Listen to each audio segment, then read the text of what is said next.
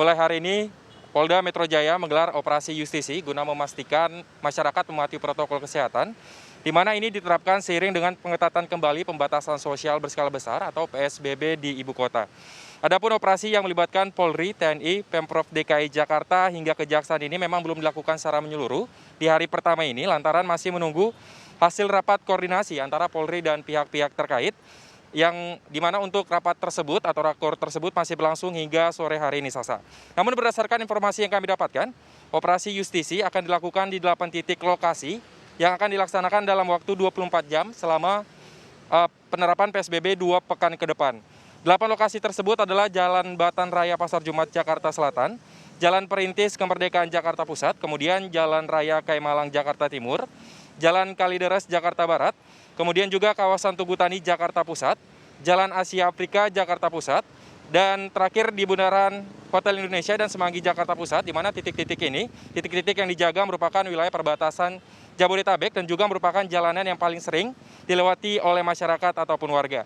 Selain itu, tempat yang menjadi perhatian khusus dalam operasi ini adalah perkantoran-perkantoran di Jakarta, di mana Pangdam Jaya Majen TNI Dudung Abdurrahman mengatakan selama PSBB ketat, pasukan pembantu penegakan protokol COVID-19 berbasis ormas maksud kami akan difokuskan ke kawasan perkantoran lantaran peningkatan kasus COVID-19 rata-rata disumbang oleh klaster perkantoran begitu.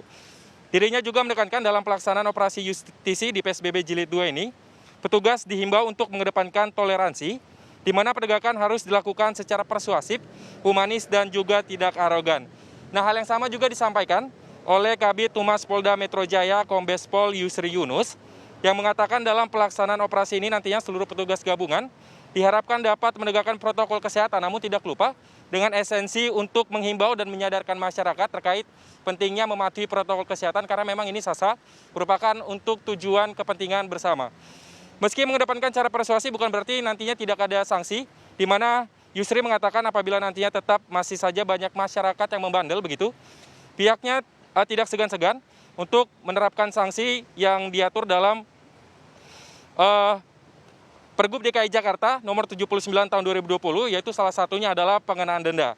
Nah, dalam operasi justisi kali ini bagi pelanggar yang tidak memakai masker 1 kali akan dikenakan sanksi kerja sosial 1 jam atau denda sebesar Rp250.000.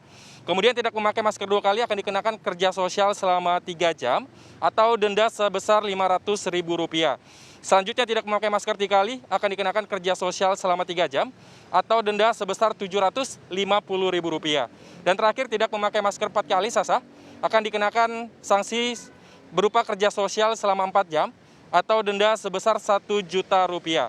Nah, memang diharapkan dengan adanya operasi justisi yang mengedepankan cara persuasif ini dapat menyadarkan masyarakat perihal pentingnya menjaga kesehatan melalui menerapkan protokol kesehatan yang telah ditetapkan oleh Pergub DKI Jakarta nomor 88 tahun 2020, seperti misalnya penggunaan masker ataupun mematuhi protokol kesehatan lainnya seperti menjaga jarak minimal 1 meter begitu. Kalau kita berkaca dari penerapan PSBB sebelumnya memang masih banyak sekali masyarakat yang tidak mengindahkan atau tidak mematuhi protokol kesehatan. Untuk mendengar lebih lanjut Sasa terkait operasi justisi yang berlangsung mulai hari ini, berikut keterangan dari Pangdam Jaya Majen TNI Dudung Abdurrahman dan juga Kabid Humas Polda Metro Jaya Kombes Pol Yusri Yunus.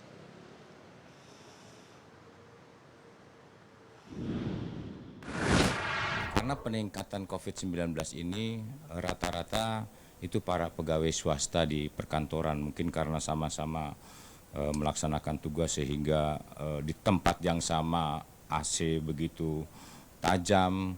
Nah, ini yang banyak meningkat. Oleh karenanya, nanti petugas-petugas akan masuk ke perkantoran-perkantoran untuk memberikan peringatan. Namun tentunya saya sampaikan tadi harus izin kepada pemilik, kemudian mengingatkan agar menggunakan masker, kemudian cuci tangan dan sebagainya. Kemudian penindakan yang tadi betul sudah disampaikan oleh Bapak Gubernur juga, ada denda apabila terjadi pelanggaran 1 kali, 2 kali, itu sudah ditetapkan oleh peraturan gubernur. Demikian. Kan sudah semakin menyebar, ya. Contoh saja klaster perkantoran, klaster pasar, transportasi, bahkan sudah mulai menyerebak ke klaster perumahan. Nah, ini yang nanti akan dipetakan Kemudian nantinya tim ini akan bergerak bersama-sama untuk melakukan penindakan ya justisi ya secara persuasif dan humanis. Kita langkah dengan langkah-langkah yang step by step, baik itu teguran, kemudian juga kita lakukan penindakan mungkin dengan denda.